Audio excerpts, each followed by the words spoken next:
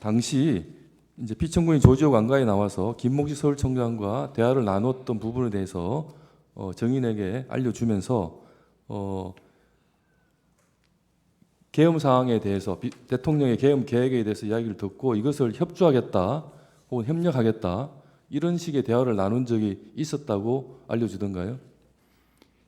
그런 그 말씀을 하신 바가 없습니다. 오히려 반대 이야기를 했었습니까? 반대 의견도 말씀하신 바는 없었고, 아까 그 서두에 말씀하셨듯이 김봉식 총장님이 그렇게 이제 그 정말 머릿속이 하얗다, 아무 생각이 나지 않는다, 이렇게 이제 말씀을 하셔가지고 조지호 총장님도 그 말에 동의를 하고 매우 이제 좀 그 모르겠습니다. 이제 지금 제 추측컨대 좀 고뇌하는 그런 어떤 그 상황이 아니었을까, 그렇게 저는 이해하고 있습니다. 자, 18항 물어보겠습니다. 당시 통화에서는 피청구인 조지호가 여인형 방첩사령관과의 통화 내용에 대해서도 이야기해 주었다고 했는데 구체적으로 어떤 내용의 대화를 나누었습니까? 여인영 그 방첩사령관이 전화가 와가지고 체포조인지 위치추적조인지 어쨌든 그 부분에 대해서, 그러니까 체포조 부분에 대해서 이야기를 경찰에서 좀 협조를 해달라는 이야기를 했던 것 같고, 조지호 총장님께서는 속으로 좀 이제 거친 표현을 좀 하셨습니다. 이 말씀을 좀 드려도 되겠습니까? 이 또라이 새끼들, 정말 이 군발이 또라이 새끼들 정말 정신병자 같은 놈들이다. 그런 이제 그 거친 표현으로 이렇게 속으로 좀 생각을 하셨고, 그런 이제 대화를 나누셨다고 말씀하셨습니다. 금방 증언했지만 다시 한번 물어보겠습니다.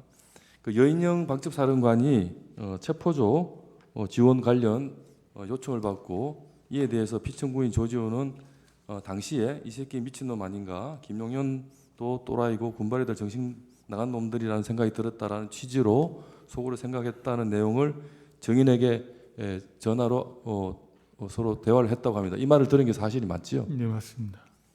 20항 물어보겠습니다.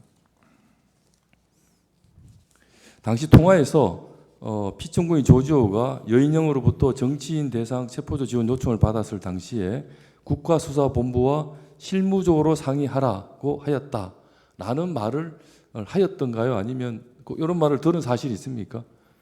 저는 사실 그 당시 그렇게 기억을 하고 있습니다. 그렇게 기억하고 있습니까? 예. 피청구인 조지호와 여인형 방첩사령관은 두 사람 모두 어떻게 진술하냐면 국가수사본부와 실무적으로 상의하라는 말을 하거나 들은 적이 없다라고 진술하고, 특히 피청구인 조지호는 뭐라고 말하냐면 부하 직원이 아닌 타 기관의 기관장에게 실무적으로 상의하라라는 말을 하는 것은 그런 말을 하기엔 예의가 없는 말이다라는 취지로 진술하고 있습니다. 혹시 정인이 이렇게 들었다는 부분이 기억이 명확한 건지 묻습니다. 이런 말을 들은 게 사실입니까? 정확하게 들은 게 사실입니까? 저는 제 기억으로는 그렇게 지금 그 기억하고 기억이 나는데요. 있습니까? 방금 말씀하시는 그 말씀을 보니까 저는 뭐 사실 정확히 판단은 되지 않는 것 같습니다. 저는 어쨌든 기억은 그 당시에는 그랬던 걸로 기억이 납니다. 기억으로는 그런 말을 들은 것 같지만 예. 정확한지는 지금 와서 잘 모르겠다, 이렇게 답변을 정리하면 됩니까? 네. 그 예, 당시는 그 말을 그렇습니다. 들었다고 생각하고 조사를 받았는데 지금 예. 제 말을 전해 듣고는 좀 헷갈린다. 예, 한 번만 더 말씀해 주시면. 수사기관에서 조사를 받을 때는 국가수사본부와 실무적으로 상의하라고 하였다라고 조지호 청장과 통화한 것으로 기억하고 진술을 했는데, 네, 네. 지금 제가 설명을 드렸잖아요. 조지호 경찰청장과 여인형 방첩사령관 모두 실무적으로 상의하라는 말은 서로 한 적도 없고 들은 적도 없다고 두 사람이 동일하게 진술하고 있고, 또 부하 직원이 아닌 타 기관의 기관장에게 실무적으로 상의하라고 말을 하는 건 예의가 없는 말이라서 함부로 할 수 없다, 이런 취지로 조지호 피청구인이 진술하고 있습니다. 그래서 이런 걸 종합하면은 과연 이 말을 정말 들었는지 이 사실이 아닌지에 대해서 제가 물었더니 정인이 이 말까지 듣고 나니까 약간 헷갈린다는 취지로 답변한 것 같습니다. 맞습니까? 조지호 총장님과 여인영 방첩사령관 두 분이 다 그런 말씀을 안 하셨다면 예. 제 기억이 조금 다를 수도 있다고 생각이 듭니다. 알겠습니다. 22항 물어보겠습니다. 정의는 24년 12월 5일 날 그 다음 날입니다. 행안위 긴급 혈안 질의에 피청구인과 함께 참석한 적이 있었죠. 네, 그렇습니다. 네.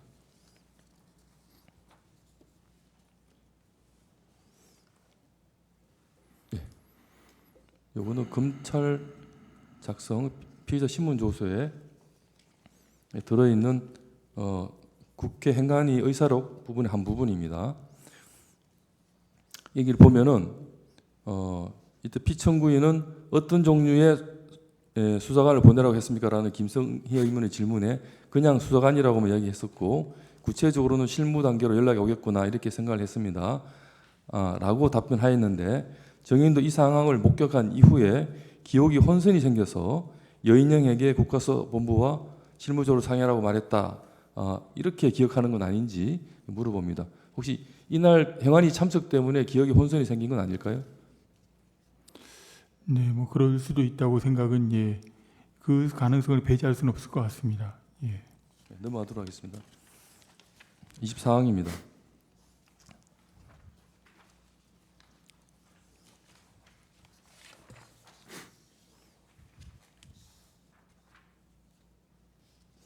자, 이 내용을 보면 정의는 국회 통제와 관련해서 처음에는 국회를 통제하다가 서울청에서 국회의원의 출입을 막아서는 안 된다는 연락을 받아서 국회의원 등 출입을 허용하라고 지시를 하였고 그 후 계엄사령관으로부터 국회를 통제해 달라는 연락을 받았으나 포고령 없이는 안 된다고 답변하였고 그 후 포고령이 선포된 이후 다시 국회를 통제했다라는 취지의 이야기를 들었다 이렇게 진술을 했습니다. 이는 모두 사실입니까?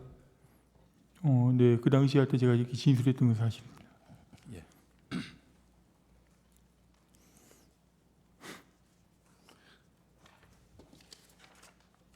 이번에는 조지호 피청구인에 대한 피해자 신문 조서 중에 한 부분을 보여드리겠습니다.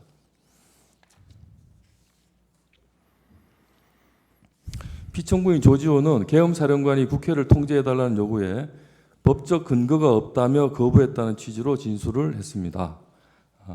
혹시 정의는 피청구인 조지호로부터 포고령이 없으면 안 된다가 아니라 법적 근거가 없다라는 취지의 얘기를 들은 건 아닌지 구체적인 워딩이 혹시 기억이 납니까? 예, 구체적인 제가 워딩은 기억이 나지 않는데요.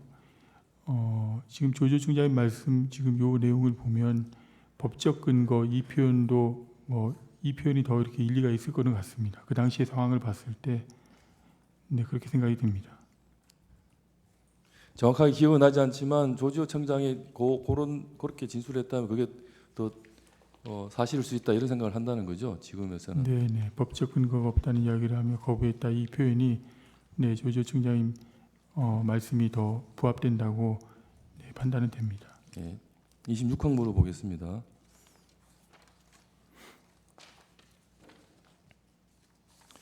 자, 이거는 대통령 윤석열 탄핵 심판 결정문 중에 47쪽에 해당 부분입니다.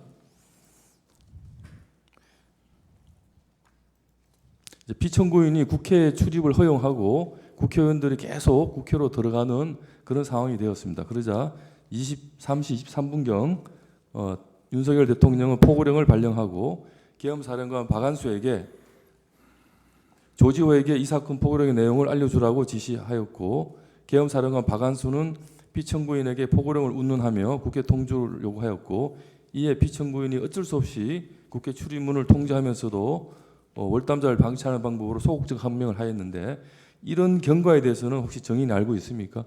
아는 사실입니까? 오늘 처음 듣는 얘기입니까?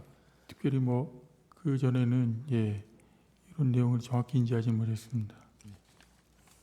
27항 물어보겠습니다. 예.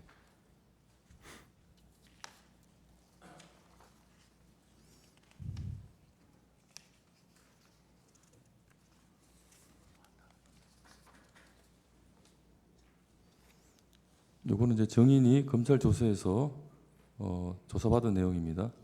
정인은 피청구인 조지호로부터 계엄 중간중간에 대통령으로부터 여러 차례 전화가 와서 체포하라는 지시를 들었지만 이를 따르지 않았고 서울청에 그러한 지시도 전달하지 않는 등 대통령 지시를 묵살했다라는 얘기를 들었다고 진술했습니다.